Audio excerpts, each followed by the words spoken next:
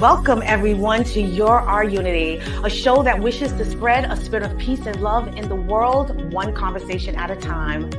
None of that affects how you are going to change the world. That's right. No, it does not take one person to change the world, but it takes one person to believe in themselves. Yes. That they can make a difference. I love to that. Inspire others. And that's why, for me, I try to make it my purpose now to try to help other people realize their self-worth, because it's so sad that so many of us, we get destroyed based off of what other people have to say. Yeah. I would say do it in your own way, make sure you're doing it on your own accord, and take a risk. Go out there and live your life passionately. Believe in everything that you're doing and believe in the fact that you will accomplish every single goal.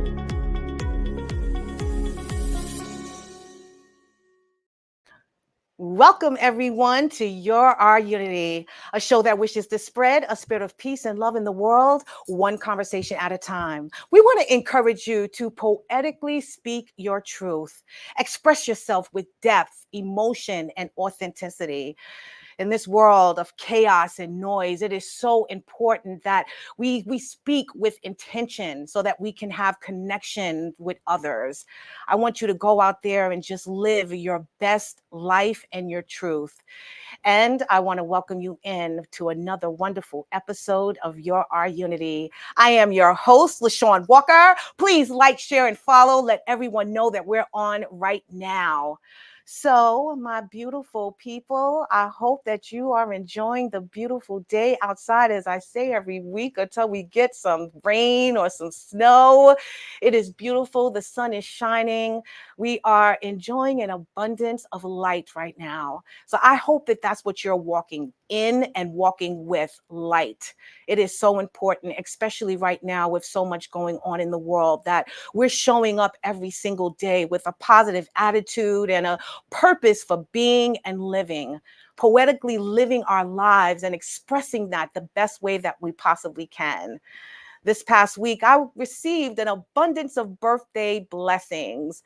My birthday isn't until January 21st. However, the page that I created for Your Our Unity, where I can update you guys on everything that I have going on, and so that you know when you can catch the Your Our Unity show, is dated with my best friend, Sandra Cabrera, who is no longer here. So I wanted to share with you why so many of you have been shouting me out on Saturday, September 14th for my birthday, when it actually is January 21st. So this week in Unity in the Community.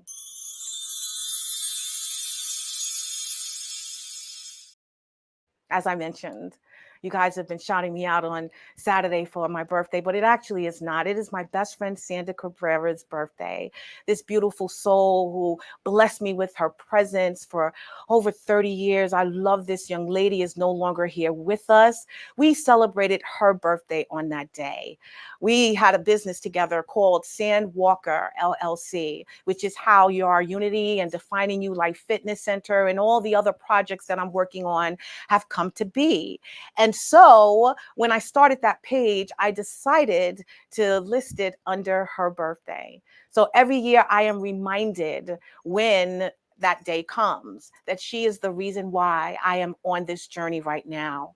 This past weekend, our friends came together to celebrate her, uplift her, to remember her the best way that we possibly could. We went to this amazing paint and sip, which was under black light. It was beautiful. We had so much fun. We had to recreate that beautiful photo right there. I don't know how well too many of us did, because, you know, as I said, it was a paint and sip. So we were sipping, my friends, but it was so fun. And we enjoyed every moment that we spent together as a group, lifting up a friend and a sister and a mother and a daughter on her birthday. It was an amazing time that we shared together. And, you know, it was bittersweet because she wasn't there. So it was a day full of ups and downs. I cried, I laughed, I was singing her favorite song. We made the young lady who was instructing the class to change her music to the music that Sandy would have loved to hear on that day. So it was an amazing celebration. It was so poetic, as I could possibly believe that I'm sure she was in heaven just looking down and happy that we came together to celebrate her at that time. So it was a beautiful, beautiful day. And I thank all of you out there who took the time to wish me a happy birthday, when in all honesty, you was really lifting up and wishing my beautiful friend another blessed year. So her heavenly birthday was just witnessed by all of you. And I so appreciate the love and the outpouring of texts and messages that I received. So when my birthday comes, I expect the same thing, just so you know, okay? So again, happy birthday to Sandy. I miss her so dearly. And as always, I wish she was here, but she is part of this journey that I'm on. This journey of creating Our Unity has been in my heart for quite some time.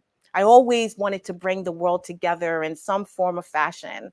I'm always asked, how are you so happy all the time? And why are you this ray of sunshine? And how can I do that? And I feel that we all have the ability to do it. It's within us. Every single opportunity we have a choice to make when we wake up in the morning.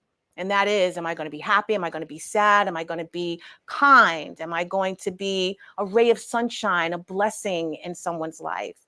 That's what I wake up with every morning, that choice. And I just choose to be that person that's going to smile throughout the day, no matter what I am going through. And trust and believe, I do go through a lot. I am human just like everyone else.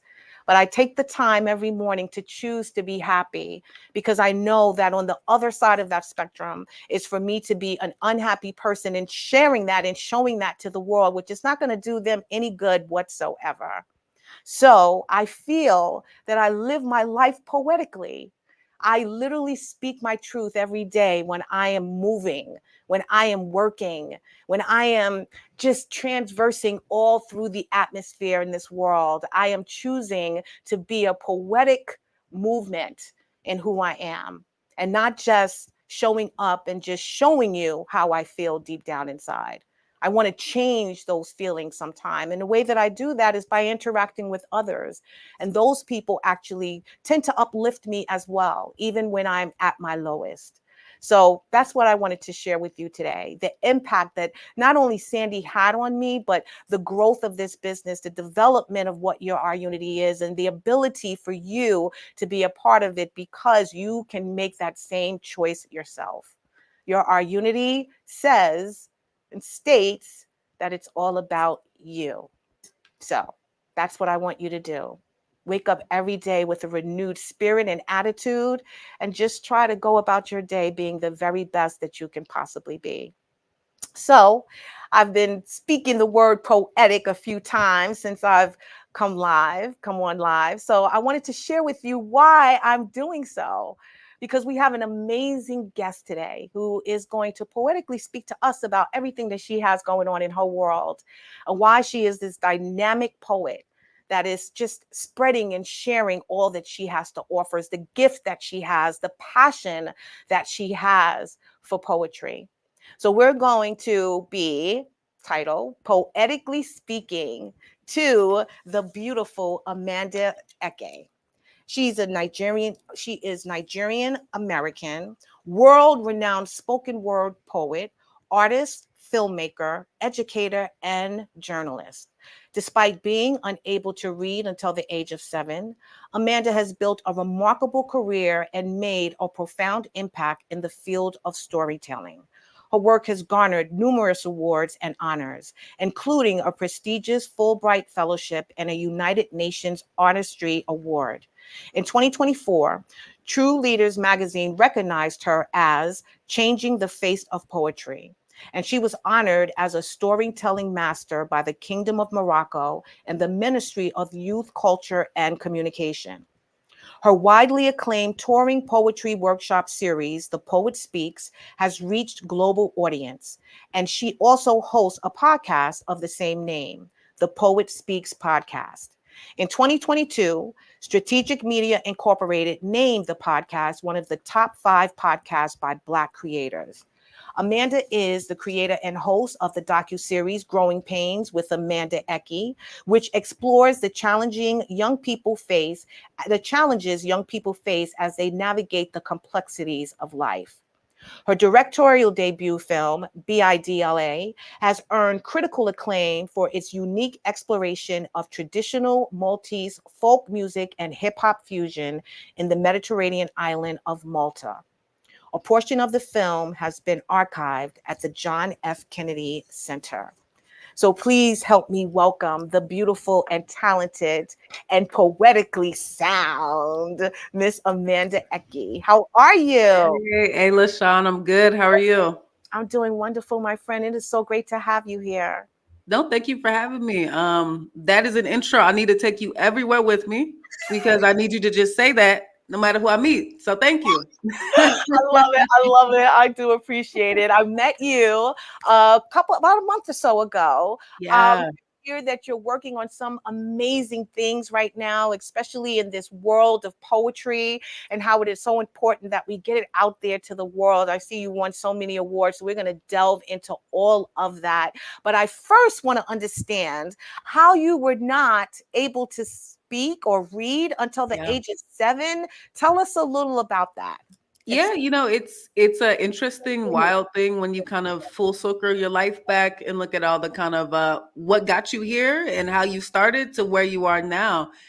Basically, I grew up with Nigerian immigrant parents whose English themselves was was definitely their second language. Kind of we hear about all those microaggressions in schools from faculty to students. It was definitely a tough time to give me the help that I needed. And it was one of those things, I never got tested for anything, right? It was just, I just struggled to speak until I was 4 and then struggled to read till I was 7. It was kind of just, I remember I was 7 years old in second grade and it was just poetry was introduced to us. And literally just poetry was what really kind of sparked my imagination with reading and most importantly, that speaking aspect. So just being able to speak kind of those feelings, speak those truths. And that's really the poetry really changed my life. Adding that cadence and rhythm to my speech, it really helped bring me out of that shell to be able to read, speak, and write, really. Love that. I love that. And that was at 7 years old in the second grade. Do you remember that first poem that you heard that kind of evoked that desire and that need? What was it? So there's a very famous book, Shel Silverstein, Where the Sidewalk Ends. Oh, There's wow. there's a poem in there. I don't remember the exact, but I think the poem was something about rain puddles. And it was a little boy and a little girl looking at their reflection in rain puddles. And I still remember it was that book, Where the Sidewalk Ends, that changed the game for me at that young age. Yeah. Love Mhm. that. Hearing that it's a little boy and a little girl seeing their reflection. Did you kind of put yourself in that place? Was that you at that time when you heard or listened to that poem? Yeah, I put myself in everything. I remember when I was younger, I used to put myself, those Welch's grapefruit, the grape juice commercials. I used to think I was that little girl in it. That little girl with the balls on her head. I mean, no, yeah, I always put myself in those kind of spaces because that's what reading and writing did for me. It really it helped me travel when I didn't have the resources to travel as a little girl, right? As a child, those kind of bandwidths that you're put into when you're younger, that kind of the arts, the word, that really helped me explore more and explore my imagination and what could be possible. Absolutely. I love that. I love that. I kind of did that, myself. It was just the imagery gave me my imagination and I Yeah. kind of just ran with it. So I was everyone and everybody at that time when I was around your age as well. Yeah. So I'm saying, did you realize that, you didn't or you couldn't read, speak? Was it something that was known to you? And then all of a sudden, once you heard those poems and you realize you can now see yourself in those spaces, Mm. that it was like, wait a minute, there is something not right here. There's something that I'm holding back, that I'm not emoting, I'm not getting out. Yeah, absolutely. I'll tell you a story. When I was in kindergarten, I remember remember when you're younger, they give you all those Valentine's Day cards. Yeah. You write everyone for the class. I remember specifically my teacher says, "All right, Amanda, pass out the Valentine's Day cards, put in everyone's individual one." I remember literally I couldn't read. So I Wow. would just stuff them randomly in people's, little cubby bags and just because I just couldn't read. So I remember specifically I couldn't read whose name was on the card. So I would just stuff them in bags. I still remember that's one of like the earliest memories I have. So I definitely knew even street signs. I couldn't read street signs. Books, first grade, it was still struggling. So I still remember there being, I remember hiding a lot. I remember covering my mouth a lot because I just didn't want to speak. I didn't want more people to realize that I struggled in that type of way. So yeah, I definitely had that knowing sense of I'm not like what my other peers were like. Right. I see what you're saying. Well, I'm so glad that you found poetry because I know that just gave you life. Tell me about Mm. that journey. I mean, now you're 7 years old. You're loving poetry. You understand the depth of it and how it makes you feel. What did you do next after you found that passion, that love that you needed? Yeah, after I found that passion, I would say I kind of became just a closet writer and poet and dreamer. You know Mm, what I mean? I had very kind of strict, I grew up in a very kind of conservative household, which, my African brothers and sisters, maybe you can relate a little bit. There, pursuing a career in the arts was not necessarily one of your main focuses, right. but it never left me, right? So I would join poetry club, which was during lunchtime in middle school and elementary school, so I didn't have to stay after school and explain to my mom that I was part of poetry club, right? Right. High school, you know what I mean? I was writing these kind of like tales and stories that weren't even part of my honors English curriculum. And I would Right. just give them to my teacher and be like, "Hey, what do you think about this? What do you think about this?" Just constantly with that curiosity. And that's kind of how just it slowly but surely just started growing. Then I went to undergrad, got my bachelor's. And again, it never left, as you kind of, I began loving this idea of writing thesis, right? Writing a whole thesis, writing scripts, writing poetry, writing more narrative poems, writing, now getting into spoken word poetry, getting up, performing these poems. And really, I found it to be, when you find something in your life that it just feels like you're flying. Yeah. Sometimes when you're on stage and I'm performing, Yeah. I'm sweating, right? I look a mess, like my hair. I mean, but it's just part of the passion. Yeah. It's part of your anthem. It's part of your DNA. It's who you are. You can't control it. And that's Mm, what I really, really did find, especially through spoken word poetry, being able to perform and profess the word and profess those feelings that I had. So that's yeah. kind of how it slowly but surely kind of gathered from me from 7 until kind of as I got a little older. What were you speaking about then? What were you Yeah. poetically speaking about at 7 or 8 years old? Because I know as you grow, obviously, the narrative changes, the thoughts change, the Yeah. feelings and beliefs change. So what were you speaking about back then that I'm sure was still filled with the same power that you have Yeah. today? But what was those words about? Yeah, I always say it's like especially as a poet, the journey from girlhood to womanhood, right? Mm, That is such a unique journey we all share, but we all have a different unique perspective. For me, I mean, you'd be shocked, even like at 8, 9, I was writing about just the tales of being a little black girl, a little black Nigerian girl with that was living with Nigerian cultural values in the home, but mhm. living in the West, right? Living in the United States in California. I grew up in California. That's what Wow. a lot of my kind of writing was about, kind of being that marginalized identity and kind of that unique sense of just like that cultural difference, right? That was so prevalent, and that's so prevalent and pronounced especially when you're a youth, when you're a child, because it's Mhm. so different from everyone that you're around. Right. So a lot of my writing was kind of centered around that.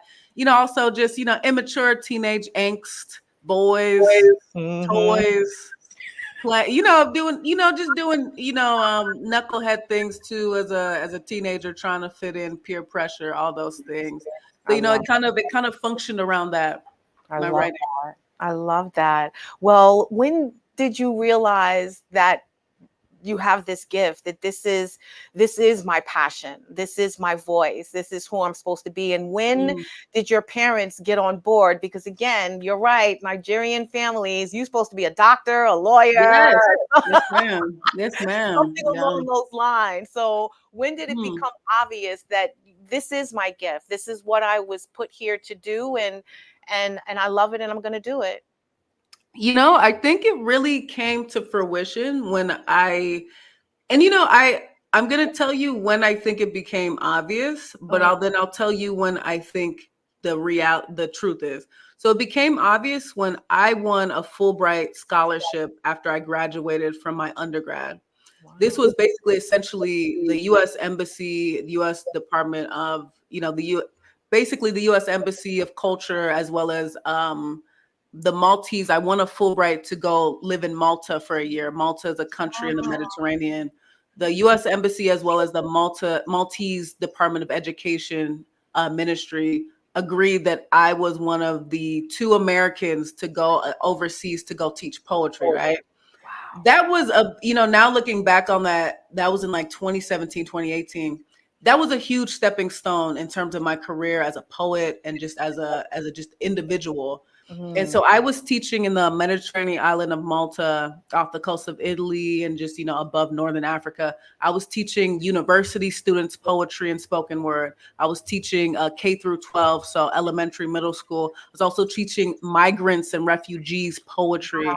So that was such a big, big moment for me, because that was really, that's an official body organization saying you're one of the best that we see in terms of youth and young people in the academia to go present this project and go teach poetry, right?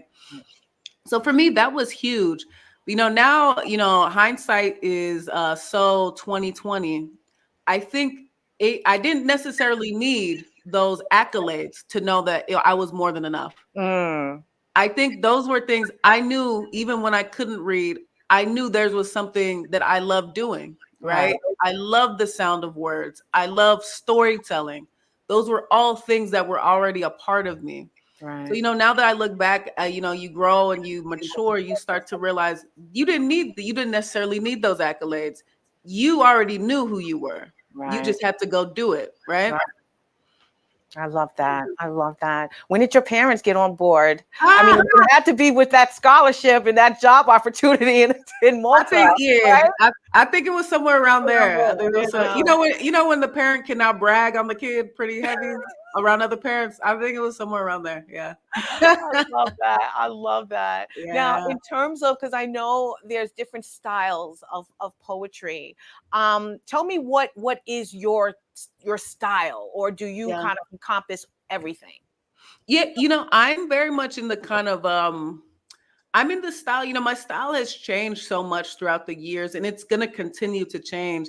I'm very much in the narrative long form storytelling. I am very much free verse. I really don't necessarily constrict it anymore to, 5 stanza, this count syllable structure. I'm very much in the, like the workshop I teach people is all about Igbo Nigerian oral traditions. A lot of our oral traditions, a lot of our storytelling is based upon just moments of life, and we kind of just present to you the feeling that we've had, and we kind of communicate that through poetry. So I've lately I've been writing a lot of kind of just narrative poetry, giving you a snapshot of my life in terms of my friends. I had a friend, and he was overseas as a part of the army, right? I've met some people recently, a couple recovering from addiction, right? It's really snapshots of my life, and also me speaking from the shoes of someone else that I've met. I find just people to be so fascinating, and I find one of my favorite quotes: 100 books, 100 different stories. Being able to really have, and I really do think as a poet, that's kind of one of the many skills that I love to have, because it's this idea of being able to put myself in other people's shoes to tell a different story. And that for me is huge, and that's a big part of my writing. Yes, I love that you said that. Two points that you made actually. But first, I want to talk about poetry and social change. Like, how Mm. do you think those two worlds collide, and how it can benefit others when you put yourself in their shoes and actually speak that through poetry? Yeah, I think that what it becomes is it's not just an act of art because first and foremost, I think as the artist, we make art for ourselves. Yes. I'm not here to tell you, LaShawn, how to feel when you look at my art. You may feel something, you may feel nothing, you may pull back, you may reel, you may cringe, but that's part of the experience. Yeah. I think what's truly beautiful is, when art can transcend the artist, what it becomes is a act of service to the Mhm. world, right? What we can really do is inspire, not necessarily tell people how to feel, but inspire a thread of empathy. Yes. Maybe you can have poems, you can read a poem. Maybe you're a little girl in California, and your family is Iranian. You could read a poetry book from a black woman in Harlem and her struggles. You can still relate to it somehow. You can still take away to it somehow. Yes. Breaking those borders of necessarily strict identity and these roles in which we've been prescribed. Our writing is our truth, being able to relate and inspire that kind of active empathy, that active realization that other people are living a different life. Yeah. I think that can really help inspire social change, especially on that kind of more minute part, on the groundwork. And just being aware of reading other people's stories is just so key to just becoming those strands of revolution, but also inspiration to do more, to say more, to stand up for more.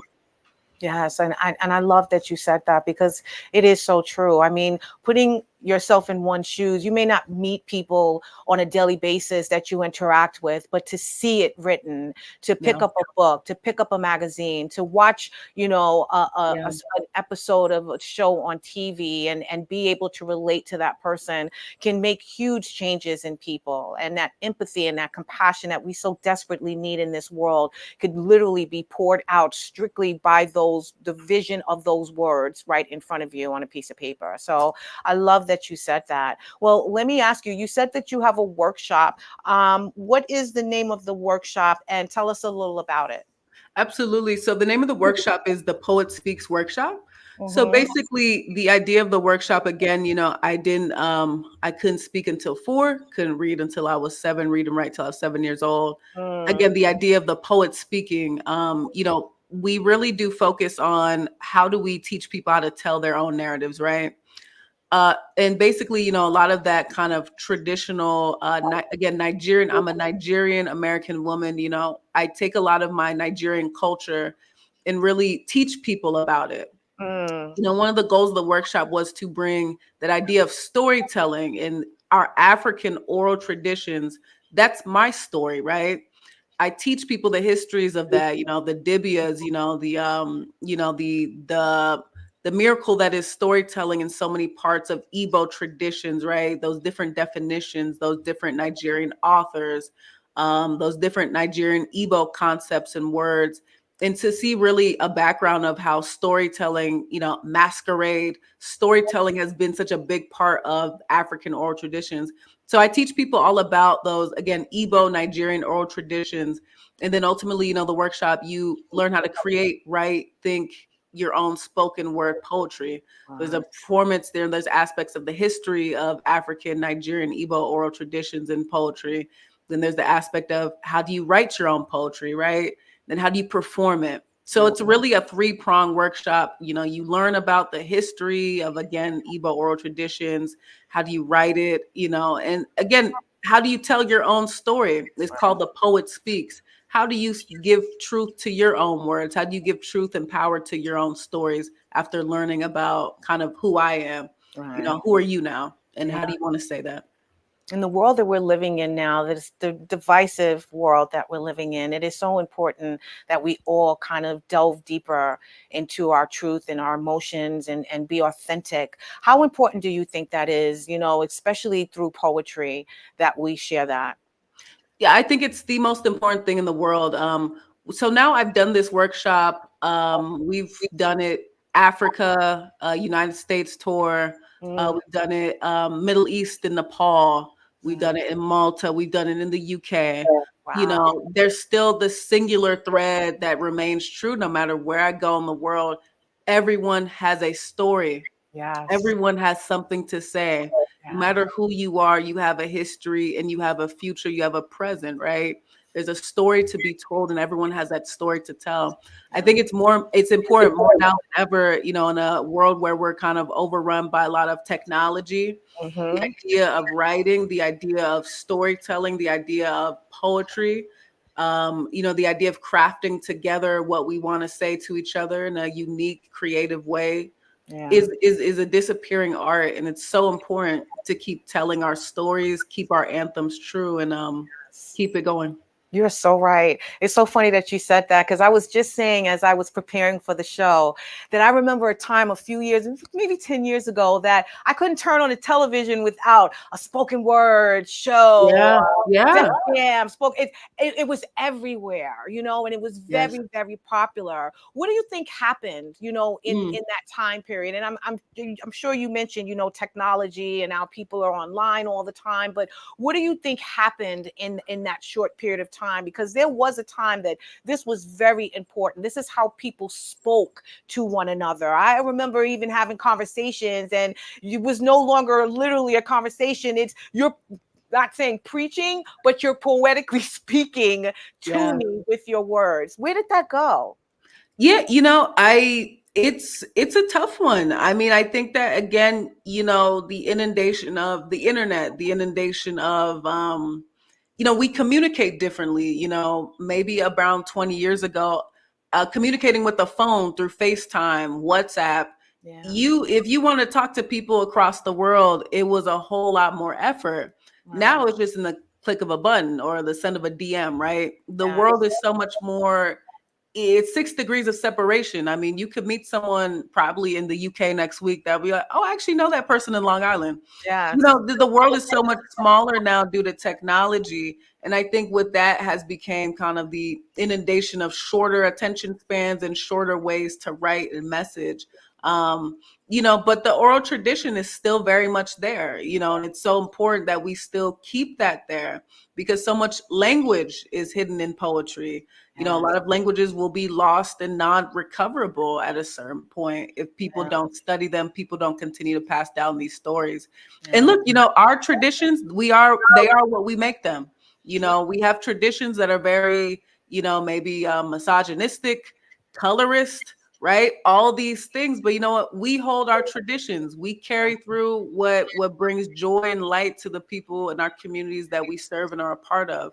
So Right. people shouldn't be scared to keep those things going and keep those stories flowing. Yeah, well, that's what I want to know. What are you doing exactly? I know you have a lot of projects going on. I want you to share with us how you are keeping this going. How you are making sure that this is not a lost, you know, idea from the past or a genre that people used to adore so much, and now that's sort of just a way of the past. How are you creating this resurgence of poets and Yeah, poetry? you know, we're doing a lot, you know, with the you know, well, let me start off with this workshop, The Poet Speaks.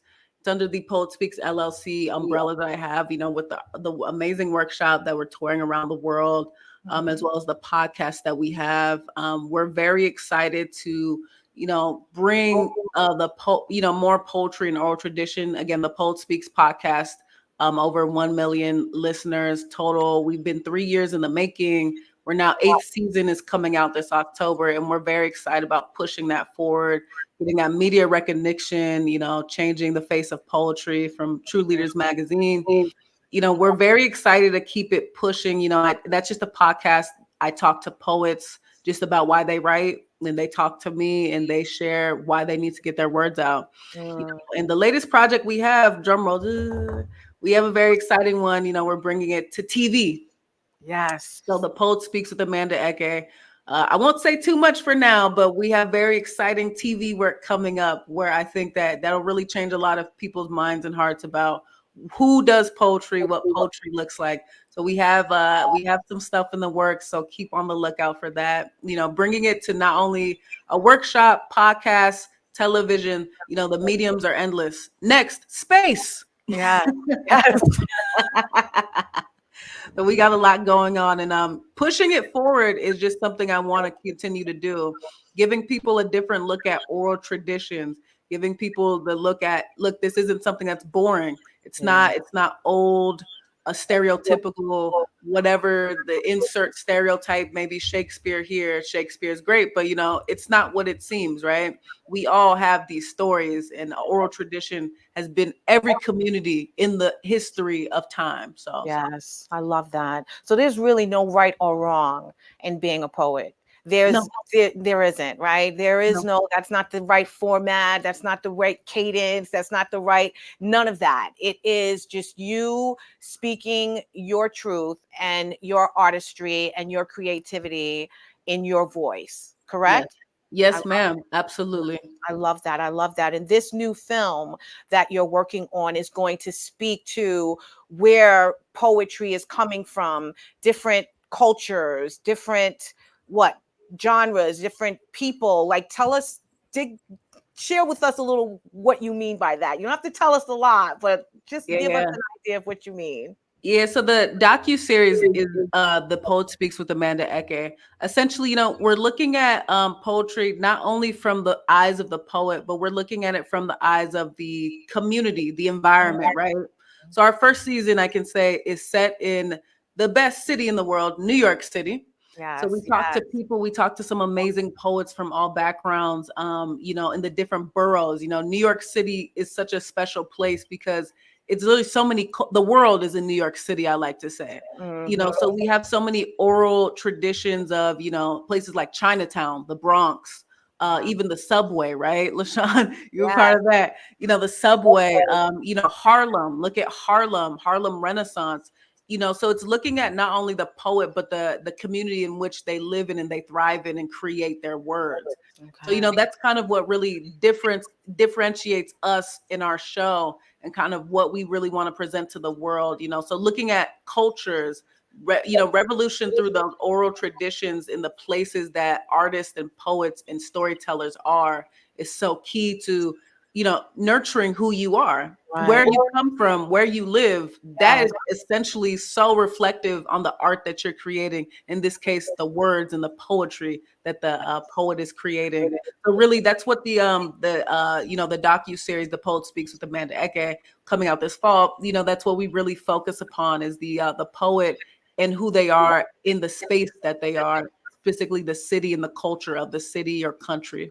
Yes, I love that. I really do. I had the pleasure, the blessing of being part of the very first episode with my partner, Shefik, in the invocation, and it was a delight. I love to see what you were working on, but more importantly, to hear the poets and what they were sharing. I thought it was remarkable. And like you said, it's like you're highlighting not just poetry itself, but what it speaks to, you know what I mean?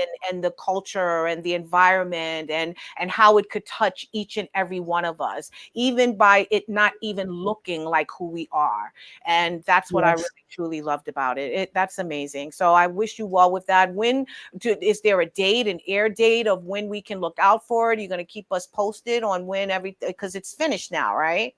Just about. We're still in post, so we're posting up, but premiering this fall on Heritage Broadcasting, which is the Archaeology Channel's new streaming service, I and as loved well as it. Roku. I love it. I love it. Congratulations, my friend. Thank you So so much. I want to ask you, your docu-series Growing Pains with Mhm. Amanda Eke, that's a totally different project. It Yes. dives into the challenges of growing up. How does your poetic lens shape the way you approach these conversations with young people? Because again, you're a young woman who experienced not speaking until you were 7 years old in second grade. What are you pouring into the youth through your poetry? Absolutely. No, thank you for that. Yeah, Growing Pains with Amanda Eke. So I actually, I was a broadcast journalist as well as a news anchor for ABC in Minnesota. Mm, The project of Growing Pains kind of formulated there, but then it kind of kaput. I had left that station, and I was inspired by, again, Shel Silverstein poetry, but also Nick News with Linda Ellerby. That was a channel for news journalism for children. A Teen Summit. I watched the reruns for Yes, me BET. too. Yeah, there we go. I love this idea of talking to youth, right? When you do a public service for youth, you change the world. Because I remember watching programs like Reading Rainbow, Mm, Sesame Street, yeah, Reading Rainbow with LeVar Burton, right? Someone speaking to you that looked like you. yeah. So, basically what I had left ABC at that time, and I still want to do the project. I was like, I'm still so passionate about it. It won't leave me. So, I kind of independently got it together and created Growing Pains with Amanda Eke with children in upstate New York. And, we just sat down and talked. We just sat down and talked about the pilot was education. Mm, So they talked about their experiences. Do they feel safe at school? What is school doing wrong? Do we even feel like we need school, right? Kind of them expressing themselves in a safe environment with me and, all these cameras, but, expressing themselves without, the influence of adults.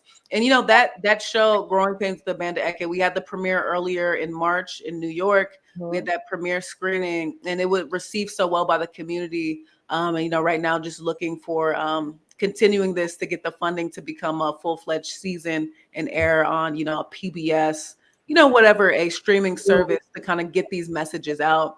I think for me, really, it's again that act of just what I needed as a kid. I almost feel childlike when I get to create these types of things because it's just expressing what I needed as a child and giving it to the younger people around me, giving it to the youth around me, which is a safe space to just speak on the issues that a lot of, teens are having. right. I don't think we have enough of that. So a lot of that's where that inspiration came from and that work came from. I love that. How was it received? Tell me a little about what, comments you received from the youth, when you held these forums. What was the most, important thing that you heard from one of the students?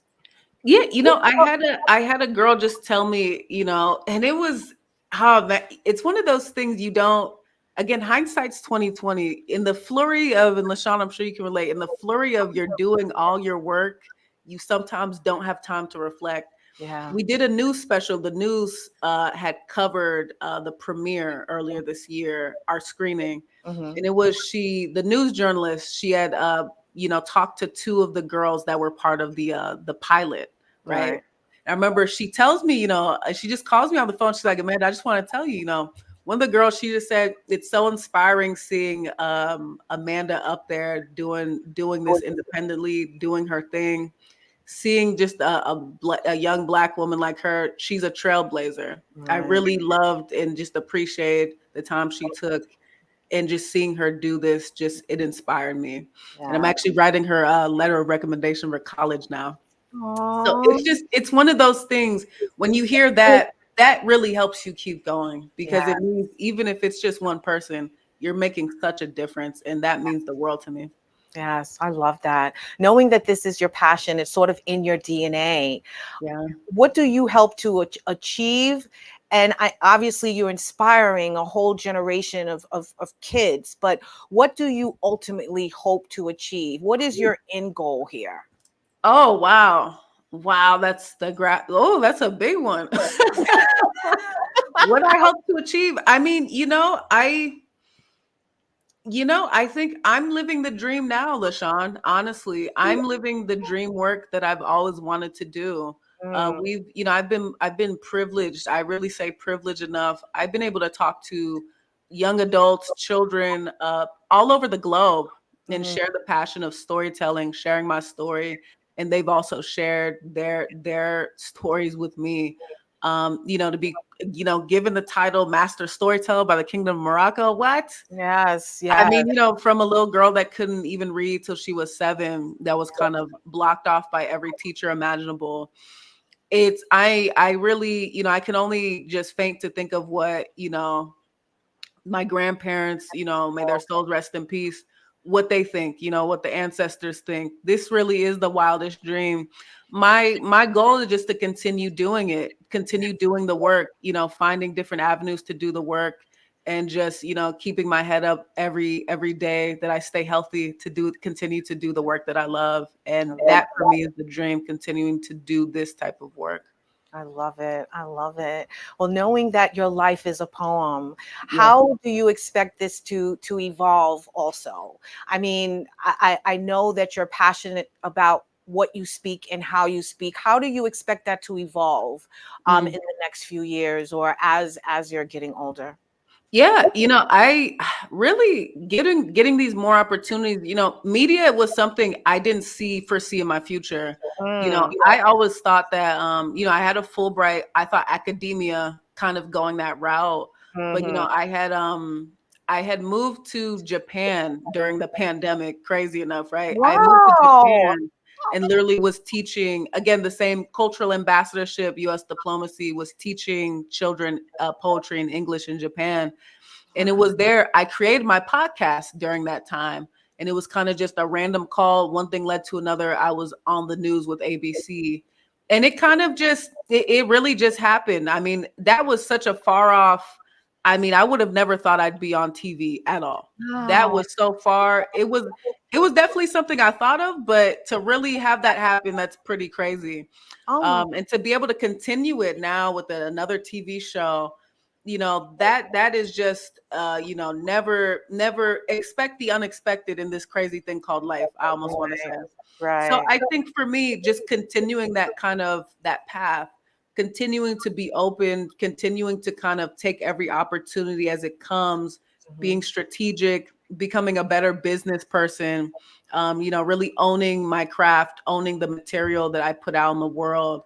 That's really where I want to continue to head, whether that be in media, making books, continuing these courses. That's really, really where I want to continue on that path of becoming better at the business side of this, but also better at the producing even better content. I love that. I mean, I am so impressed with just how you've traveled the world strictly on this one Yes. gift that you have. And not so many people are able to live their dream that way, and Yeah. you're doing it at such a young age. What have you learned about yourself during this process and how have you grown? Yeah. Wow. That's another heavy one. I think for me, I think I will say too, we give the highlight reel. This has been with a lot of hard sacrifices and a lot of hard work and a lot of painful times, but also some amazing times that have led to this. I think more than anything, I've just learned, just gratitude. Yeah. Just gratitude. I was talking to a friend yesterday. She's like, "Can you believe just what's happening in your life?" I can, because I've worked my butt off to be here. I Yeah. really have. I've really worked with every bone in my body to stand for what I believe in so many different scenarios. So I think just that idea of really realizing my own power, who I am, creating that confidence, that has been the most amazing part about the journey. I love that. I love that. With all that you're doing, how do you hope that it would change others and the world as well? I mentioned earlier, obviously, we're living in this chaos, in this divisive world that we're in. But we have people like me and we have people like you that are also walking this earth. And I'm sure there's so many people out there like you who can read but just don't know how to use their voice. How would you suggest they do that, and how important is it that we learn how to do that? Oh, that's such a great question, LaShawn. I think just start. I Mm, really think just start. Just start telling your story. That's really, I think the hardest step is that first step, just starting. And after you start, continue with those habits, and those mhm. habits become your character. And before you know it, you'll gain that self-esteem and confidence. No matter what room you're in, you can carry your head high, keep your Yes. integrity, and be able to have that confidence to tell who you are and not never demean yourself. That's Yes. really what I think. All right. Well, with humbleness of heart, what do you like best about Amanda Eke right now? What do you love best about who you are, what you doing, where you going, and what you saying? Man, that's a good one. Ooh, what I like best about me, honestly, like I said, I've worked so hard to be here to get to this point. I just I love everything. Honestly, there's not one thing I don't like about myself, even my flaws, because that's who I am. And Yeah, that's so much of work that I've done to get here. The yeah, good, the bad, the moody, the joyous, the sad, the triumph, the grief, the sadness. I like everything, and I like how, when I like it honestly in my life how when one door closes, another one has always opened. The ability to keep on walking and walk away from things that are mm, no longer serving me. yes. That has been such a hidden superpower I didn't even know I had. Wow, I love that. So even with the challenges, which I'm sure you've come up against a few, Yeah. how do you tackle those? Because we all have our challenges, as I mentioned earlier in the show. It's like you have to choose certain things. I wake up every morning and I already know the spirit that is upon me, that feeling that's going to be upon me soon as Yeah. I wake up in the morning. But I'm using that time, those minutes that I have, those prayers that I speak to choose how I'm going to live out my day. So, how do you and how would you suggest we overcome those challenges that we all tend to face on a daily basis? Absolutely. It's one of those things. It's not even a question of if, it's a question of when, Yeah. right? We will always challenge in taxes. Those are the two things that will always be guaranteed in this lifetime, right? You are so right. They're gonna tax you and you're gonna face some challenges. I honestly, and I don't have the formula, but I think for me, one thing I've realized is just it too shall pass, Mm, right? Always understanding that, hey, look, this too shall pass, and you'll have another problem in another day. But you have to take things head on. yeah, Life calls you to be very strong and stand tall sometimes. And you cannot back down from that challenge because it's your life. So it's yes, one of those things I think just realizing breathe in, breathe out, and take things as they go. We can't control the universe. We can only bend it so far, but you yeah, can't control it, right? So yes. you have to take things one step at a time, pace yourself, take it one day at a time. Problems will always persist, but we have to find ways to solve them. So Okay. I love that. And speaking of, adding some poetry into our lives, is there any one go-to poem that you use for you to navigate your day, for you to get over a hump, for you to bring sunshine in your life? Is there anything that we need to be looking at, reading, or discovering on our journey to yeah. poetically speak? I think there's a go-to poem that I wrote. I remember it's just basically I keep saying I am poet, I am poet. I sit in silence listening to thunderous whispers. I give birth to these words. I've cut myself open so you may walk away without masking. I am poet. I wear these tears like a heart-stained mirror and shield. I am poet. And I kept saying the words, I am poet, I am poet. And that for me, that's just a kind of anthem in my life. Just keep saying, I am poet, I am poet, I am, and you finally will be. So for me, that's a poem that I wrote about 2 years ago. And I always say it to myself whenever things are tough. Yeah. I am poet, I am. And just always remembering that. I would say you don't have to go to what is popular. You don't have to go to Instagram. You can write your own kind of declarations on your life, and Yes. really say that every day. And that's what I do. That's what I do. So that's No, my go-to poem. I love that. I love that because it's certifying, it's identifying, it's commanding, Yeah. who you Yes. are. Exactly. And I'm gonna have to find that one. And yeah, I'm gonna be looking for it because I think that is an anthem, that we Yeah. should all wake up every morning to realizing that we are a poem in action. We really Yes. truly are. And what we have to do is we have to share that with everyone that we're with. We have to bring them into that music, into that artistry, into that creativity that resonates and pours out of us. And I feel that if we wake up with that attitude of I am poetry, I am, that Yeah. we will eventually believe it and move as such. So I Yes. appreciate you sharing that. I really do. Well, my last question for aspiring poets and storytellers watching, Mm. poetically speaking, what advice would you give to those who want to find their own voice and use, I think I already asked you that, to impact the world? Instead, tell us, what would you like to leave us with that can last us a lifetime? Oh, wow. Oh my goodness. That last y'all a lifetime. That is some pressure. Yeah. Woo. I will say this, I think, because this is just something I've just really kind of resonated with lately. You are stronger than you know, and you are able to do more than you could ever imagine. I mean, you really are able to do more, be more, and again have the courage to do whatever this world kind of brings to your plate. You may feel like circumstances are low. You'd be shocked really what you have inside you, and finding that you'd be shocked at the courage and confidence and self-esteem we all really do possess. I will say that we are more powerful, we are more beautiful.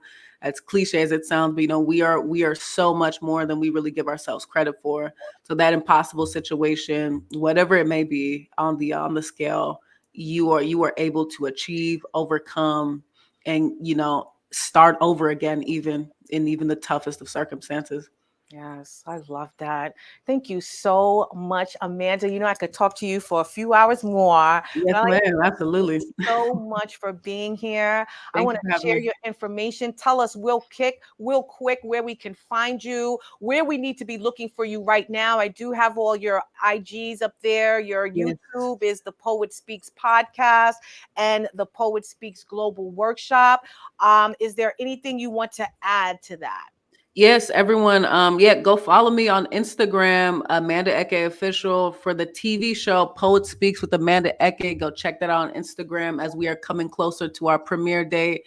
And if you want to just know about all about what I'm doing, tours, shows, movies, TV, go ahead, check out amandaeke.com. That's just AMANDAEKE.com for all of my information. I love it. I love it. Thank you so much, you beautiful poet. I Thank you. appreciate Thank you you. so much for being here. So, we're going to get real quick to the Dare to Be You. And it is Dare to Be You by embracing the art of poetic expression. Poetically speaking, your voice holds power. Your story has meaning, and your words have the ability to inspire change. Don't be afraid to express your deepest truths, even if they seem raw or vulnerable. Use your words to paint a picture of your experiences, your dreams, and your heart. Whether through poetry, conversation, or storytelling, let your voice be heard in a way that is uniquely yours. So dare to speak your truth with grace, passion, and courage, because the world needs to hear you. And that's exactly what the beautiful, incomparable poet, Miss Amanda Eke, has shared with us today. Thank Go out you. there, speak your truth with emotion, with power, and authenticity. I'd like to thank you guys for tuning in for another episode of Your Our Unity. I also want to mention that this Saturday, I will be emceeing the Sweet Mother fundraising gala. Please join me in Connecticut. The information is there. You can also rewatch the show so that you can find out more information. And also last week's show when I spoke to the founder of Sweet Mother organization. Thank you so much for that, Bobby, because you know I was out of here. I'd like to thank Amanda Eke for being here with us as well. Please check her out. Follow her on Instagram. I want you guys to remember that peace and love is in the palm of our hands. So let's go out there and be some love, share some love, and just give some love. Thank you for tuning in to Your Our Unity. We will see you next week. I love you, and I want you guys to have a good night. Thank you.